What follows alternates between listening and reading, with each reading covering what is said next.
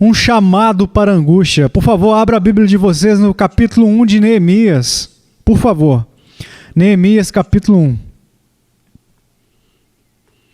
E, por favor, deixe aberto aí no colo de vocês durante a minha mensagem esta noite.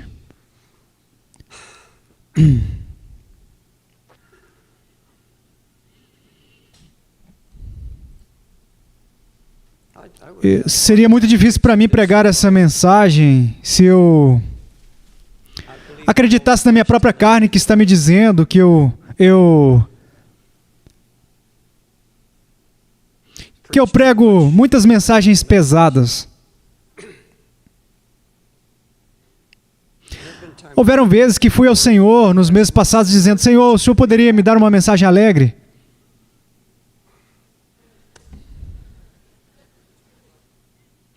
Não posso.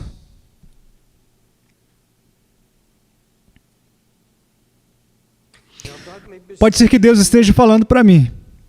Isso pode não ser para vocês.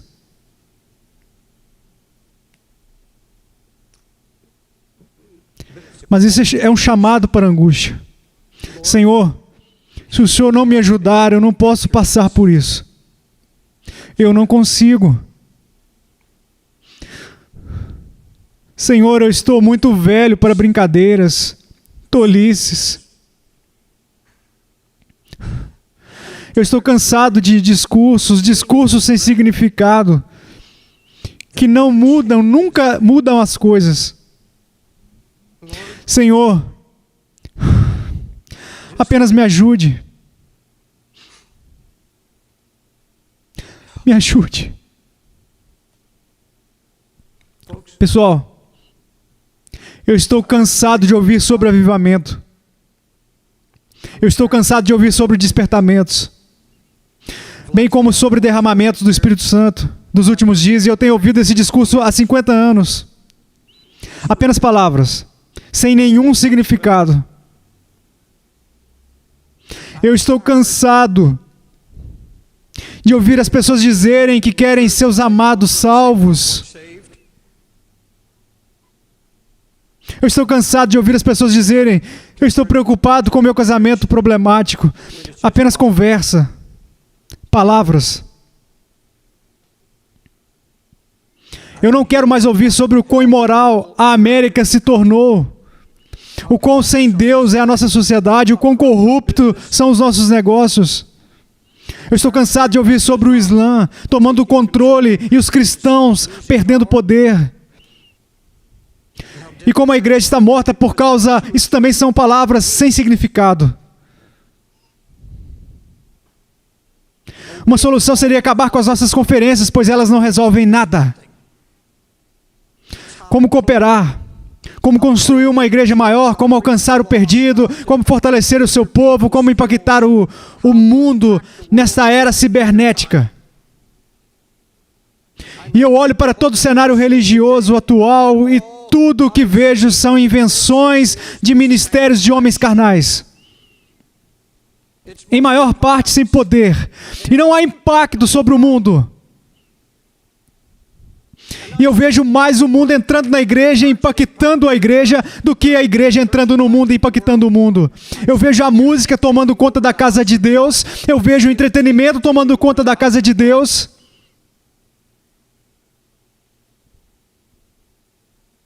Uma obsessão com o entretenimento na casa de Deus e um ódio à correção, um ódio à repreensão. Ninguém mais quer dar ouvidos mais. Me diga, quantas igrejas você visitou recentemente? Quantas igrejas que você conhece ou que você adentrou, que o Espírito Santo estava tão presente que todos os seus pecados foram trazidos diante da sua face? A amável graça de Deus? Qual foi a última vez que você esteve em uma igreja e que você viu jovens sobre tanta convicção porque o povo de Deus esteve diante da sua face? E havia preocupação e agonia, que os jovens se prostravam e clamavam a Deus, pois o espírito de convicção desceu do céu sobre eles.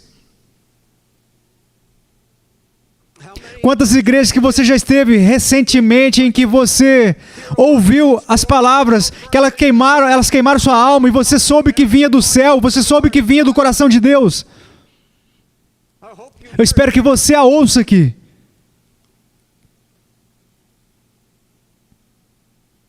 O que aconteceu com a angústia na casa de Deus? Seja o que aconteceu com a angústia no ministério, é uma palavra que você não escuta nessa geração mimada. Você não ouve. A angústia significa extrema dor e sofrimento. As entranhas tão comovidas que se torna doloroso. Uma dor aguda, profunda e cortante no seu interior por causa da sua condição interiormente ou externamente.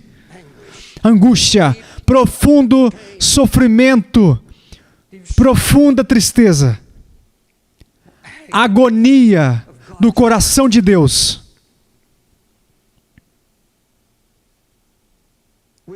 Estamos ligados a nossos discursos religiosos e conversas sobre avivamento, mas nós nos tornamos tão passivos.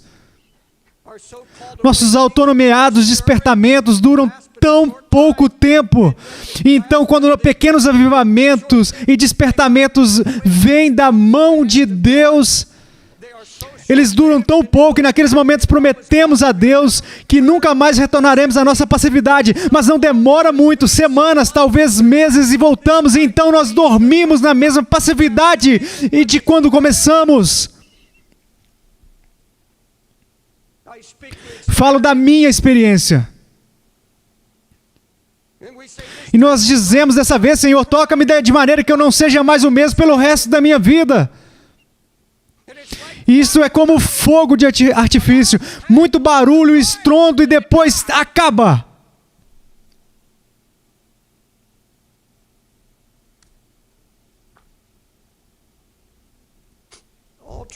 Toda paixão verdadeira é nascida da angústia. Toda paixão verdadeira por Cristo nasce por intermédio do batismo em angústia. Você busca nas Escrituras e descobre que quando Deus intentava recuperar uma situação em ruínas, Ele procurava um homem de oração e o mergulhava nas águas da angústia, para que ele pudesse compartilhar sua angústia. Pelo que Deus via acontecer com a sua igreja, com o seu povo. Então, ele achava um homem de oração, então ele batizava aquele homem em angústia.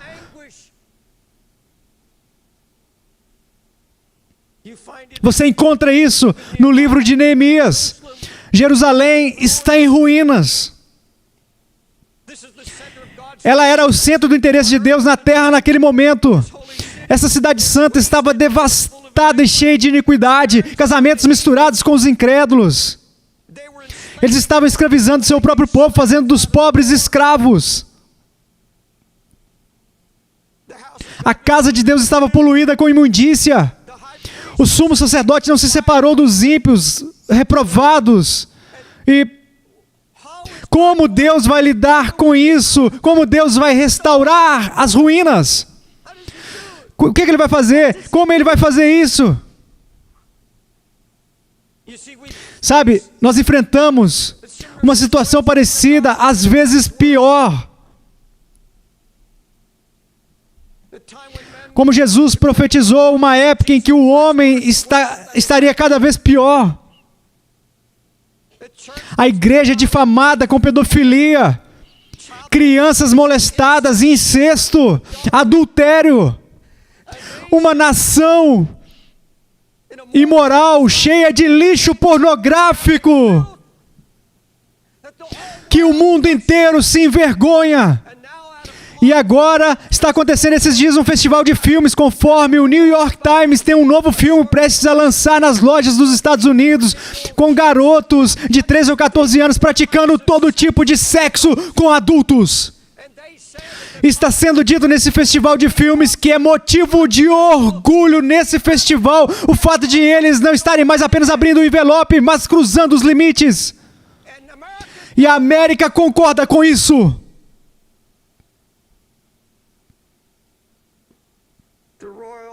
Arruinada, caos moral e ainda dividindo a casa de Deus. De qual outra forma você explicaria a multiplicação do número de cristãos que vão para casa e assistem HBO, um programa que eu nunca vi, eu não tenho TV, mas li sobre esse programa no jornal hoje no New York Times, chamado Família Soprano. Se trata de um grupo de mafiosos que mata, assassina, sexo, traição, mentiras, máfia.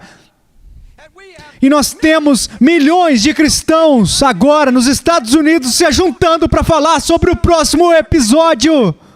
E estão viciados nisso. Viciados. Alguns de vocês me escutando agora, se trata de seu programa favorito. Não riam. Se trata de vida ou morte.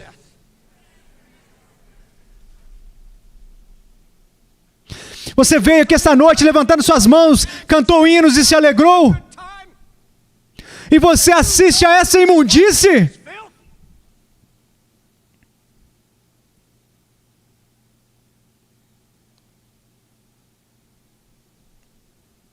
Eu acredito no amor de Deus.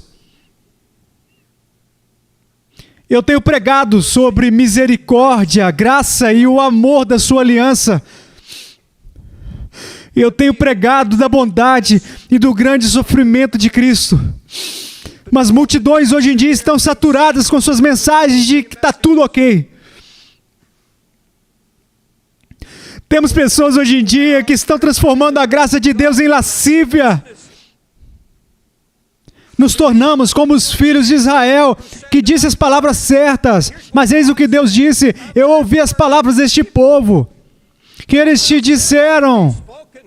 Em tudo falaram bem, quem dera que eles tivessem tal coração que me temesse e guardasse todos os meus mandamentos todos os dias, para que bem lhes fosse a eles e a seus filhos para sempre. Oh sim, você tem as palavras certas, você canta as canções corretas, mas seu coração não está correto.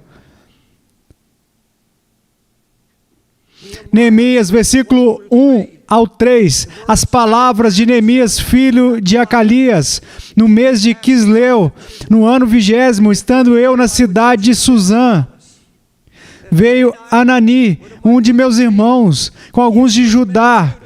Então lhes perguntei pelos judeus que escaparam e que não foram levados para o exílio e acerca de Jerusalém. Disseram-me os restantes que não foram levados para o exílio e se acham lá na província, estão em grande miséria e desprezo.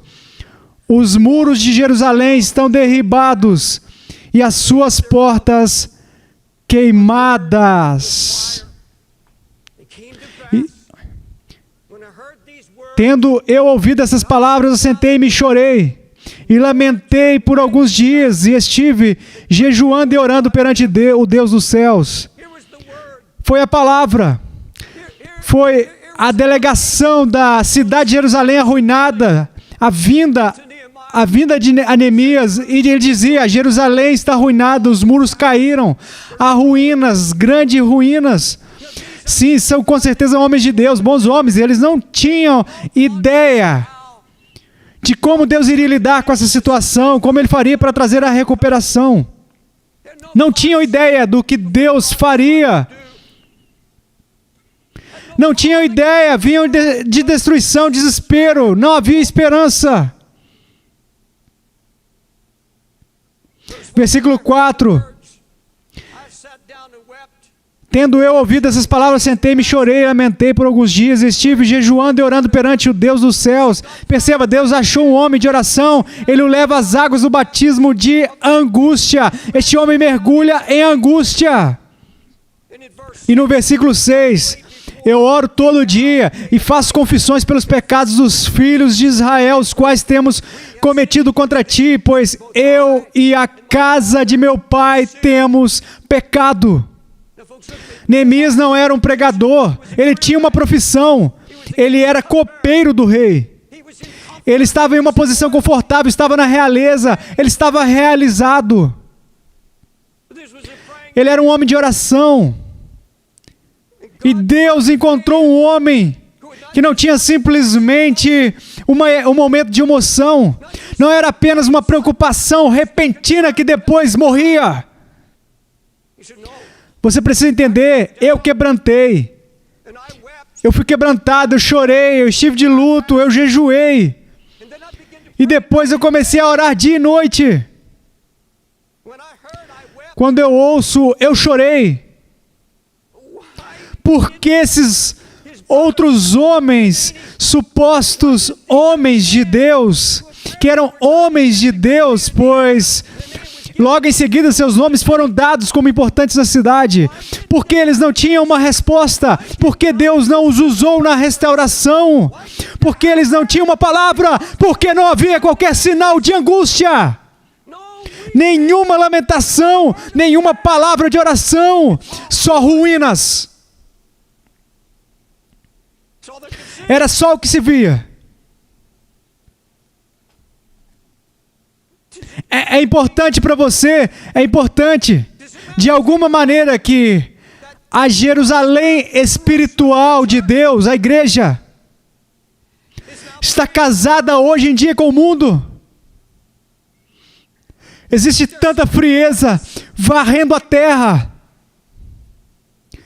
Tantas pessoas que eu conheço, antigos amigos meus que eu vejo por um momento, maridos e esposas com tanta passividade, indo às igrejas onde podem encontrar mensagens suaves, não querendo mais ouvir qualquer coisa sobre a ira ou sobre correção. Alguns amigos próximos, eu vejo eles caindo a propósito em crises e tudo mais.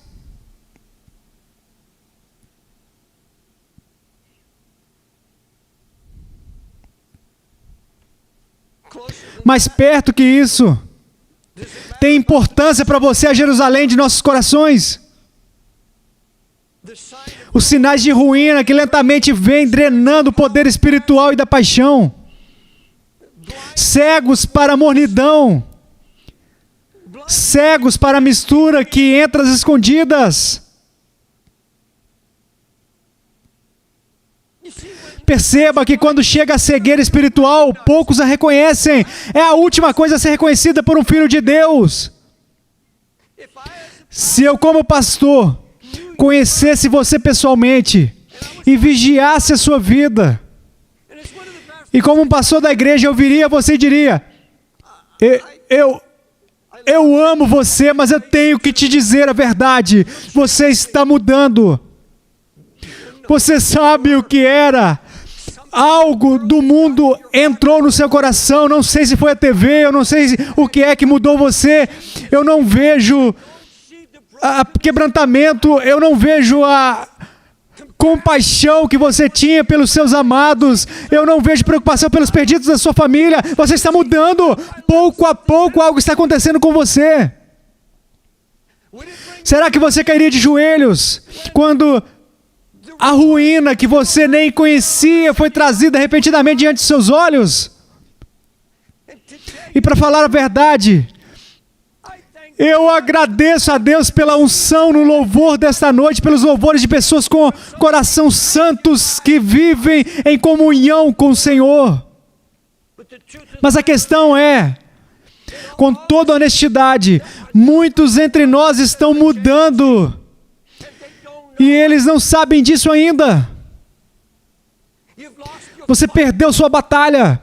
Perceba, quando você lê o livro de Josué, é quase que totalmente um livro de derrotas, porque eles perderam o coração deles, eles perderam a luta. Isso é o que o diabo quer, retirar a luta de vocês, e eliminá-los, para que vocês não trabalhem em oração mais, não clamem mais diante de Deus, para que vocês se sentem e assistam TV, enquanto a família de vocês vai para o inferno.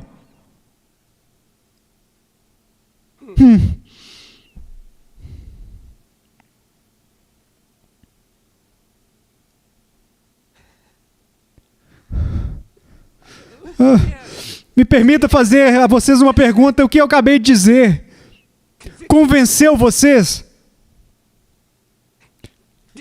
Você deixou essas coisas entrarem uma após a outra?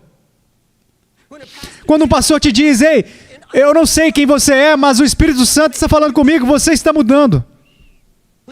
Pouco a pouco você está perdendo o amor de Deus, o amor de Cristo. Pouco a pouco essas coisas estão abrindo brechas. Pessoal, por que vocês pensam que o pastor de vocês clama contra a TV? Vocês pensam que é por prazer carnal? Não há prazer algum em alguém dizer: eu ouvi a tua mensagem e joguei minha TV fora. Isso não me dá qualquer prazer, ou dá qualquer prazer a um pastor. Nós fazemos isso porque nós velamos por suas almas. Essas coisas, nunca ouvi dizer que fazem parte do nosso lazer. Essas coisas penetram e de repente a Jerusalém, as muralhas caem. A ruína se estabelece.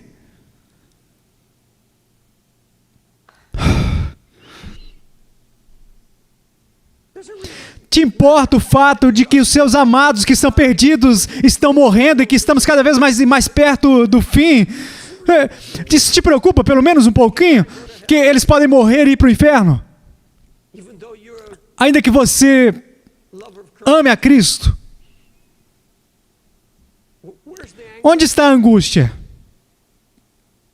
Onde estão as lágrimas? Onde está o lamento? Onde está o jejum?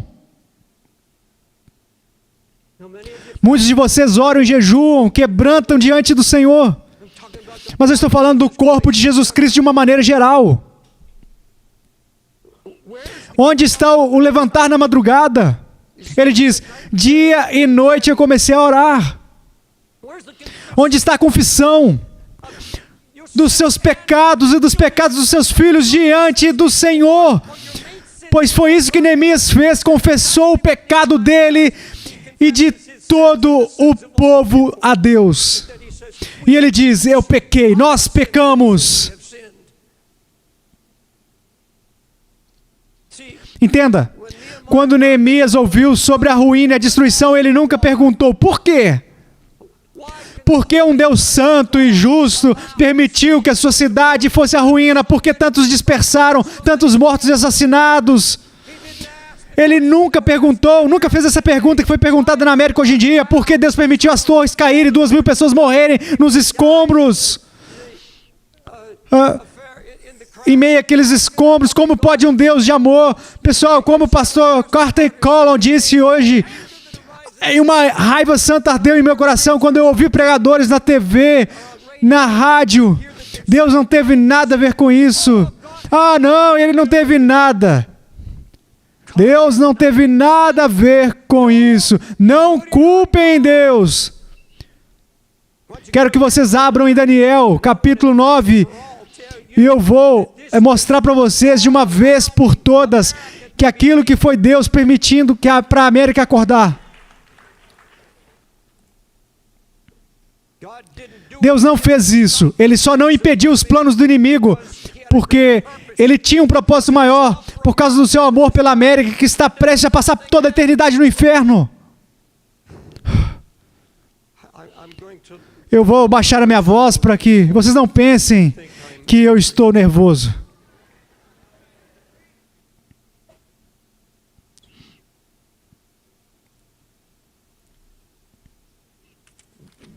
Daniel, capítulo 9,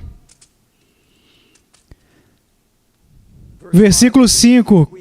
Começando a lendo: temos pecado e cometido iniquidades, procedemos pervertamente. Podemos dizer isso a respeito da América? E fomos rebeldes, apartando-nos dos teus mandamentos e dos teus juízos. E não demos ouvidos aos teus servos, os profetas, que em teu nome falaram aos nossos reis, nossos príncipes e nossos pais, como também a todo o povo da terra.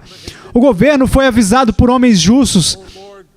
A ti, ó Senhor, pertence a justiça, mas a nós o corar de vergonha, como hoje se vê. Aos homens de Judá, aos moradores de Jerusalém, todo Israel, quer os de perto, quer os de longe, em todas as terras por onde os tens lançado, por causa das suas transgressões que cometeram contra ti. Ó Senhor, a nós pertence o corar de vergonha, aos nossos reis, aos nossos príncipes e aos nossos pais, porque temos pecado contra ti. Por quê? Porque nós temos pecado contra ti. Ao Senhor nosso Deus pertence a misericórdia e o perdão, pois nos temos rebelado contra Ele. Não obedecemos à voz do Senhor nosso Deus para andarmos nas suas leis, que nos deu por intermédio de seus servos, os profetas. Sim, todo Israel transgrediu a tua lei, desviando-os para não obedecer a tua voz. Por isso, a maldição E as imprecações que estão escritas na lei de Moisés, servo de Deus, se derramaram sobre nós, porque nós temos pecado contra ti. Ele confirmou a sua palavra, que falou contra nós e contra os nossos juízes que nos julgavam, e fez vir sobre nós grande mal, porquanto nunca debaixo de todo o céu aconteceu o que se deu em Jerusalém. Versículo 14, por isso o Senhor cuidou em trazer sobre nós o mal, e o fez vir sobre nós, pois justo é o Senhor, nosso Deus, em todas as suas obras, que faz, pois não obedecemos a sua voz.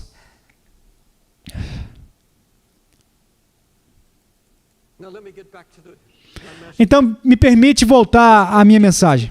Existe uma grande diferença entre agonia e preocupação. Eu vou explicar. Preocupação é algo que você tem muito interesse. Você se interessa em um projeto, ou uma causa, ou uma preocupação, ou uma necessidade. Algo que toma toda a sua atenção e normalmente vem por intermédio de estímulo emocional. Olha, você poderia ouvir, como nós ouvimos na noite passada, sobre o sul da África e todas as centenas de milhares de pessoas morrendo de AIDS e as crianças. Então você ouve algo como que ouvimos da irmã Wilda, que milhares de crianças estão morrendo em Kolkata, Índia. Daí você se sente tocado por tudo isso e fica emocionado e fica muito preocupado. Mas, pessoal, existe uma diferença entre preocupação e angústia. Porque você se liga a uma causa, fica empolgado com ela, monta um projeto, você fala sobre ela, torna a causa conhecida, divulga ela e mantém essa causa, organiza ela. Investe esforço. Mas deixa eu dizer a vocês algo que eu aprendi por todos os anos que eu preguei. Se não for nascido em angústia, se não for nascido pelo Espírito Santo, quando você viu e ouviu sobre a ruína que o levou aos joelhos e te levou a um batismo de angústia, onde você começou a orar e buscar a Deus. Pessoal, essa igreja nasceu da angústia. 6 meses de angústia, lágrimas, de uma cidade caipira pequena na Pensilvânia, onde um pastor de uma igreja pequena clamava: ó Senhor, Senhor, eu estou vazio, eu estou seco, se isso é o Espírito Santo, então eu não quero mais. Tal desespero. Semanas e semanas clamando pelo nome do Senhor, confessando o meu vazio e a sequidão. Então finalmente saí pelas ruas da cidade fazendo campanhas, próximo à rua 42. Vi pessoas vendendo um tipo de heroína mortal, o tipo mais forte. Eles diziam: eu tenho da boa, vai até matar você. Eu me lembro de perder o controle, não me importando com aquela multidão que passava, e eu me sentei em um hidrante próximo ao prédio e eu chorei. Eu estava em angústia. Eu estava em angústia 4 quadras dali. Eu estava na Broadway, chorando, lamentando e derramando lágrimas. Eu não procurava um ministério. Eu não queria construir uma igreja. Eu estava sentindo a dor de Deus por uma cidade perdida. Era a mesma agonia que eu sentira anos antes, quando nasceu o Ministério Desafio Jovem. E eu nunca tive nenhuma coisa notável de Deus em meus 50 anos que não tenha nascido em angústia. Nunca! Nunca! Caso contrário, é tudo obras da carne. Carne. E pessoal, eu viajei por todo mundo, ouvi a queixa de pastores mortos e vazios, completamente mortos e vazios, alguns tratando suas esposas como animais. E eu ouvia: eu não oro por meses, eu estou há 6 meses sem orar. Eu sei que os sermões não serão suficientes. Eu sei que eles não serão. Eu sei que as revelações não serão suficientes. Alianças não serão, agora eu sei. Oh meu Deus, eu sei. Até eu estar em agonia. Até eu estar em agonia a respeito disso. Estarei simplesmente pregando sermões. Ah, Deus. Pregando sermões.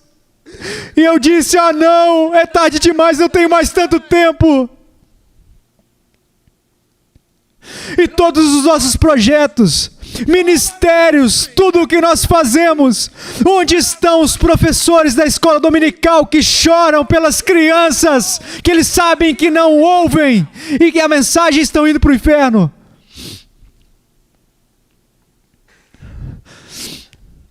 Por onde eu vou, sempre aparece alguém com um projeto, um plano ou um sonho.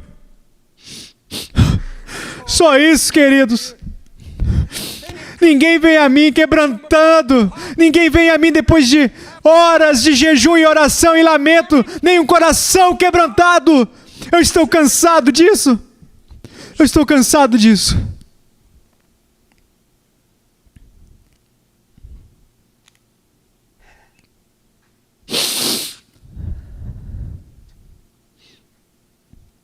Entenda, uma verdadeira vida de oração começa no lugar da angústia. Um lugar onde decisões vitais são tomadas. Entenda, se você colocar o seu coração para a oração, Deus virá e compartilhará seu coração com você. Ele vai abrir o seu coração. E eu te digo, há dor no seu coração. Mas Ele enxerga, Ele vai mostrar a condição da sua igreja. Ele vai te mostrar a condição do seu próprio coração e Ele vai te fazer uma pergunta. O que isso significa para você? Isso te importa? E esse servo em angústia terá que tomar uma decisão. E todos vocês terão que tomar essa decisão. Eu terei que tomá-la. Ou você se levanta da sua angústia, sai para fora dela, do batismo, em águas de angústia, dizendo, isso é muito para mim. Eu mal posso suportar isso. Eu não quero mais isso. Deus, eu não aguento mais. Apenas quero ser um cristão comum, eu não quero carregar esse peso tão grande. Eu não quero mais lamentar pela minha família, apenas quero levar pela fé. Perceba, você terá que tomar uma decisão. Agora Ele virá e dirá, se você vai carregar meu fardo, se você vai ser um instrumento de restauração, e se você espera que alguém seja um instrumento na sua família, ou para fazer essa obra, você está enganado. Pois enfadei o seu coração, eu te dei o meu coração e eu abri minha angústia a você e te permiti senti-la e compartilhar dela. O que vai levá-los a seus joelhos. Lá Deus te dará uma palavra de direção. Foi isso que aconteceu com Neemias, pois ele saiu literalmente fora das águas da angústia com uma palavra tão clara que ninguém pôde rejeitar. Ele levou sua cidade, uma nação, para os joelhos. Você percebe isso no capítulo 8 de Neemias. Você entende? Você relaxa, se afasta e volta para a sua passividade. Apenas quero ser um cristão comum. Mas não existe isso. Ou o seu coração começa a clamar, ó Deus, seu nome está sendo blasfemado. O Espírito Santo está sendo zombado. O inimigo está tentando destruir o testemunho da fidelidade do Senhor e algo precisa ser feito. Você não pode continuar sendo derrotado. Vamos voltar para a palavra. Quando eu ouvi que Jerusalém havia sido destruída. Você entende? Se ele acreditasse naquela teoria que, se Deus precisar, Ele me chama. Ele não teria feito o que fez. Ele disse, Senhor, me dê um minuto, eu vou arrumar minhas coisas. Me dê 1 ou 2 dias. Esse é o tipo de desafio que eu gosto. Vamos lá. Vamos fazer isso. Sem angústia, sem jejum, sem oração, sem quebrantamento, façamos isso. Nada teria sido feito. As muralhas não teriam sido reconstruídas.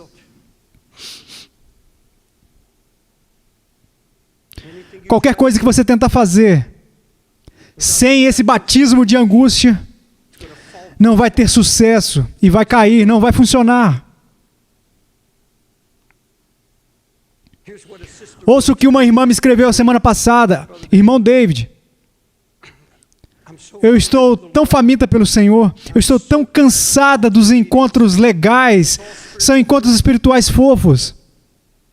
Me disseram em uma conferência para mulheres que haveria grande experiência espiritual, então fui com um grupo de irmãs. Haviam 15 mil mulheres. E eu fiquei aterrorizada. Na primeira noite, quando abriram a conferência com uma comédia. Foi de mal a pior. Levados pelos líderes, não houve sequer uma oração, nenhuma menção de oração. Era uma farsa. Fiquei ainda mais vazia.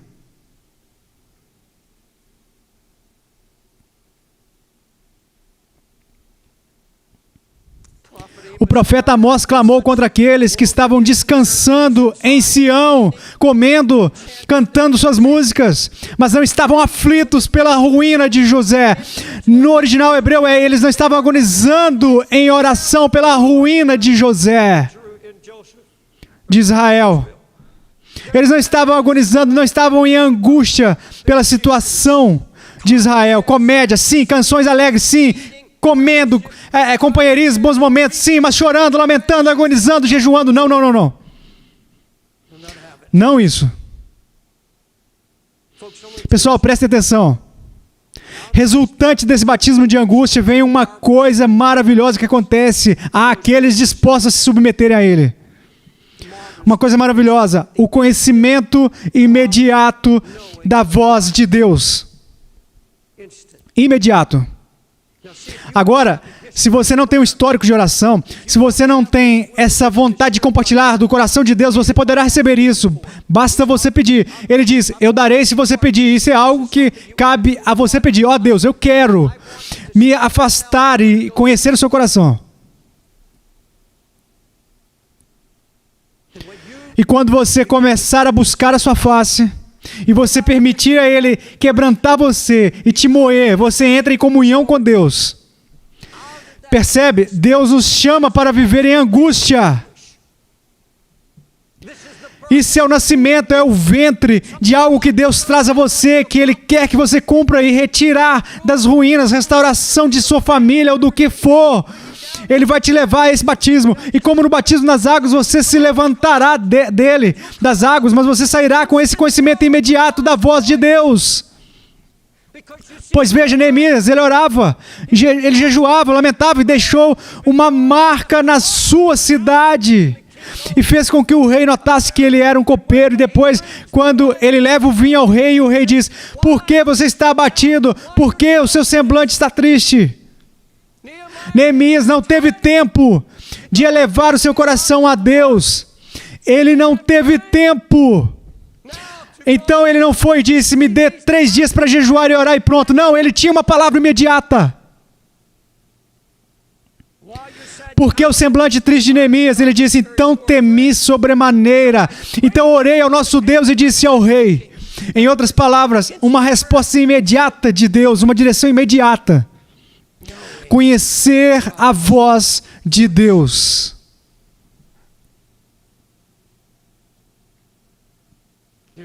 Vai haver tempos em que você não saberá o que fazer. E não haverá tempo para ir orar em secreto. Você terá que ouvir a sua voz. Este é o caminho para conseguir a direção imediata. Aquele que foi um resultado glorioso do batismo na angústia.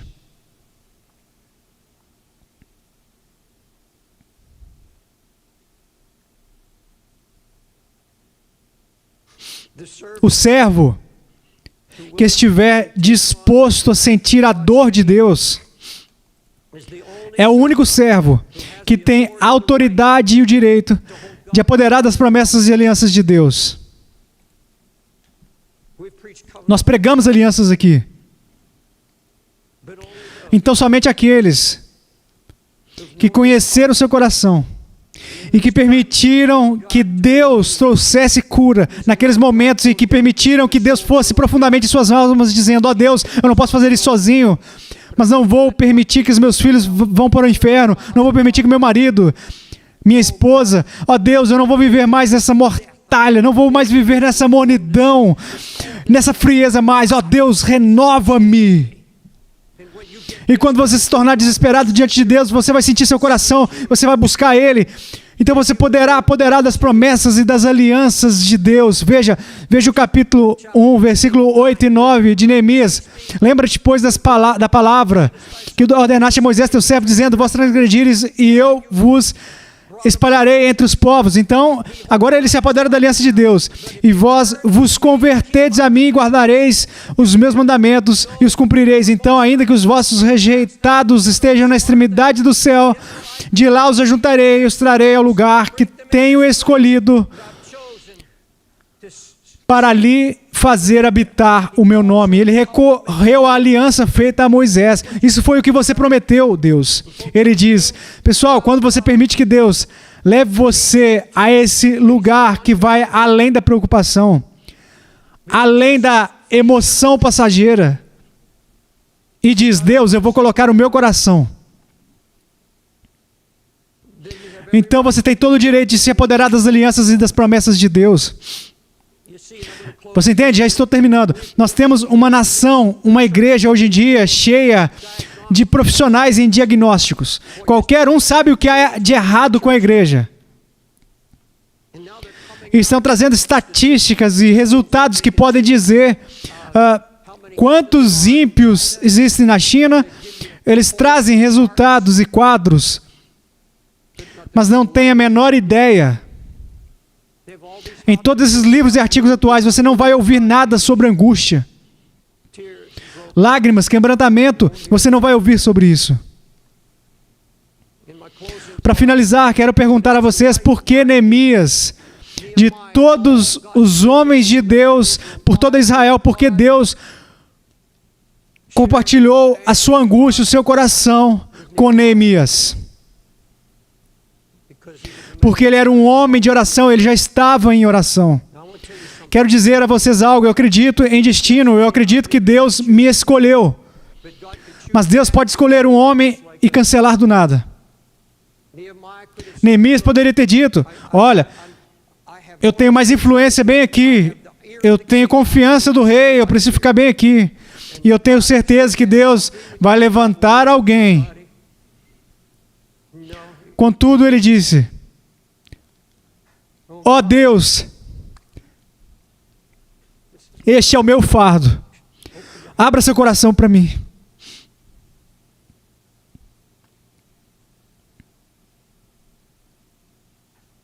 Agora eu sei que vai ser preciso mais do que pregação, mais do que qualquer revelação.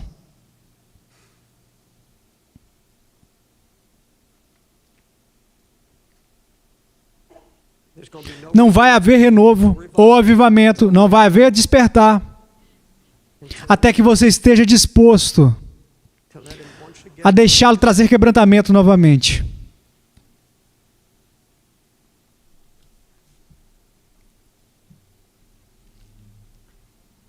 Eu não sei o porquê, mas eu sei que algo está por vir. Os outros pastores já compartilharam com vocês o que eles sentem sobre os tempos difíceis que estão por vir, que não vem somente do púlpito, mas também de políticos ao redor do mundo.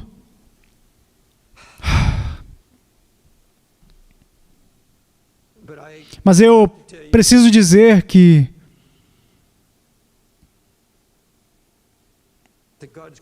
Deus está me chamando primeiramente para um batismo de angústia. Eu não sei agora o motivo, a razão, Mas eu disse a Deus que não vou. Eu tenho que ir a uma conferência de pastores em maio, na Escócia, País de Gales e Irlanda, e depois ministrar ao redor do mundo. Eu vou cerca de 2 ou 3 vezes por ano, mas eu disse para Deus que eu não iria mais. Eu não vou a um novo encontro até que eu conheça a sua angústia por pastores. Eu não posso ir só porque é necessário, ou porque eu combinei e aceitei.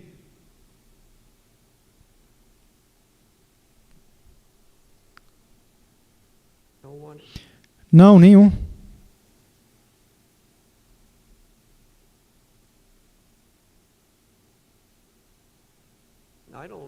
Eu não... Quando eu prego algo assim, tudo fica tão quieto que eu tenho a impressão que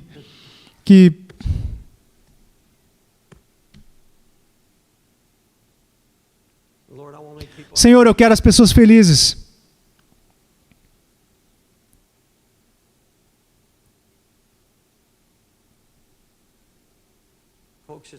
Pessoal, a coisa está ficando séria e o tempo está passando.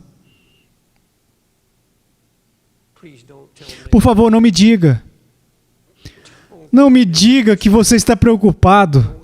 Não me diga que você quer seus amados salvos quando você passa horas em frente da TV e da internet. Vamos lá.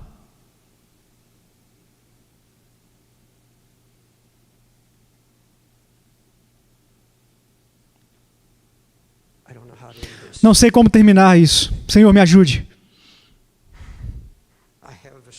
Eu tenho o sentimento que isso não seja para toda a congregação, mas para alguns está falando bem profundamente.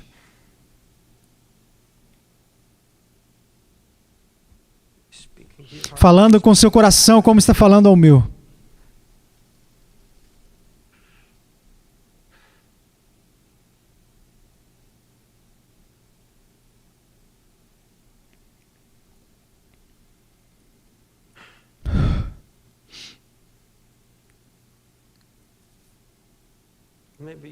Talvez você não precise orar tanto, mas eu imploro, por favor, eu preciso orar.